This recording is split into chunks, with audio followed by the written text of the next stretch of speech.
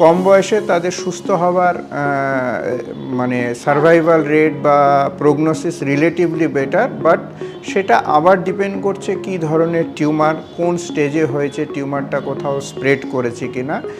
বাচ্চাদের ক্ষেত্রে যদি প্রাইমারি ব্রেন টিউমার আমি ধরি, মাথার পেছনে দু রকম ব্রেন টিউমার হয়, একটা মেডুলোব্লাস্টোমা, আরেকটা পাইলোসাইটিক অ্যাস্ট্রোসাইটোমা, যেগুলো ব্রেনের সেলস থেকে হয়। তার মধ্যে পাইলোসাইটিক অ্যাস্ট্রোমা ঠিক মতন ধরা পড়লে এবং যদি তাকে আমি সম্পূর্ণভাবে যদি আমি তাকে বার করে দিই, তাহলে পেশেন্ট সম্পূর্ণভাবে সুস্থ এবং সে একটা নর্মাল জীবন করতে পারে। মেডুলোব্লাস্টোমাতে আমাকে আউটকাম ভালো, কিন্তু তার অ্যাডজাংক্ট ট্রিটমেন্ট লাগতে পারে, কেমোথেরাপি বা রেডিয়েশন থেরাপি, ডিপেন্ড করছে তার এজের ওপরে, এবং তাকে আমাদের একটু বেশি ঘন ঘন পিরিয়ডিক এমআরআই করে চেক করতে হয় যে সেটা রেকার করছে কি করছে না।